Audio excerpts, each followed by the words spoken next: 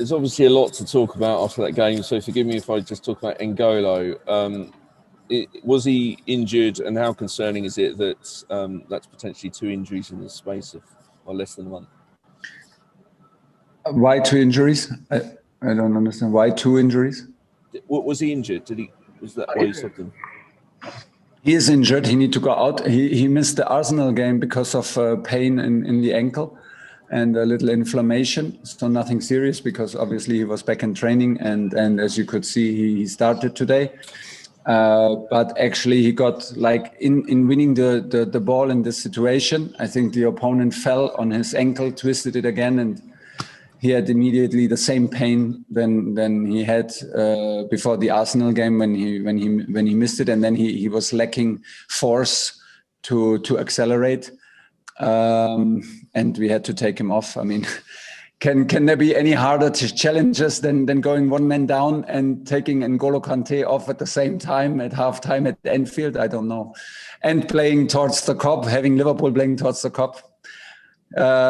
Pretty tough one, but we did excellent, and we are super happy how we did, and we feel like we deserved the point very well. Miguel Delaney. Hi, Thomas. You've obviously had a bit to say about the penalty, but I'm just wondering, in a situation like that, is there an argument for a penalty goal rather than the double punishment of a red card and a penalty? And what are your thoughts on that? Well, I think, double punishment is always super hard, and it's a bit of a spoiler for the game. But I think it's the rule. Like, I think, no, if the referee says he denies a clear goal with his hand, nobody knows if the penalty is a goal. I mean, you get a big chance, but you don't get the goal actually back. So I don't like these early red cards, of course, not at Liverpool when we play, but in general, it's for me a bit a spoiler of the game. Nobody, I think, wants to see that for 45 minutes. They want to see a high-level game. And even me, when I'm in front of TV, I don't like it. I have no solution now for it and no better idea in the moment, but in general, it is a spoiler.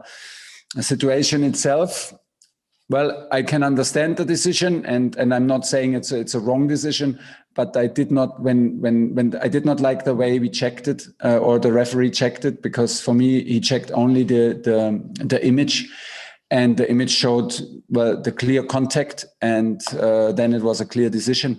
We saw on the bench, of course, also on our iPad, the whole movement, and then you saw that it was a deflection. It was short distance. It's a deflection, comes off the hip to his arm. The arm is not super unnatural arm position.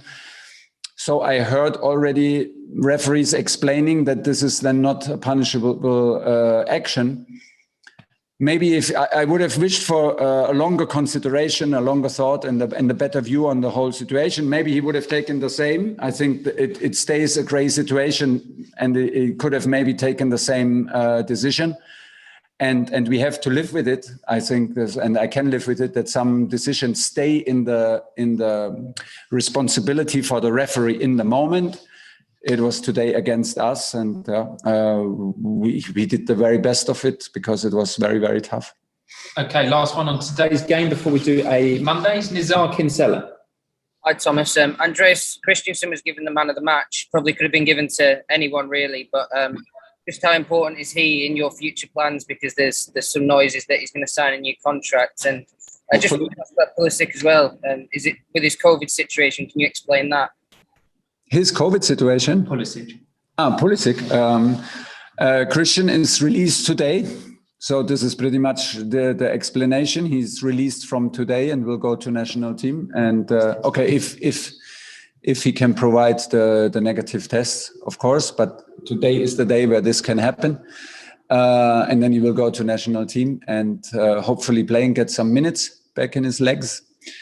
And Andreas is very, very strong for us since day one. He plays in the central position and finished the game in the right position, because we brought Thiago and decided to stay in a back five. Very strong. He is super talented. He loves Chelsea. He's a Chelsea boy from the academy.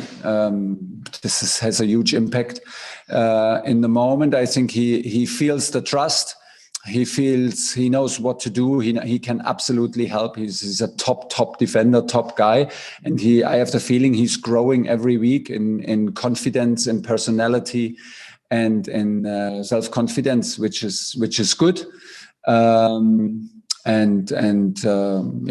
Is doing fantastic since day one and getting better and better. Okay, that's the end of today's review. We're now going to do a quick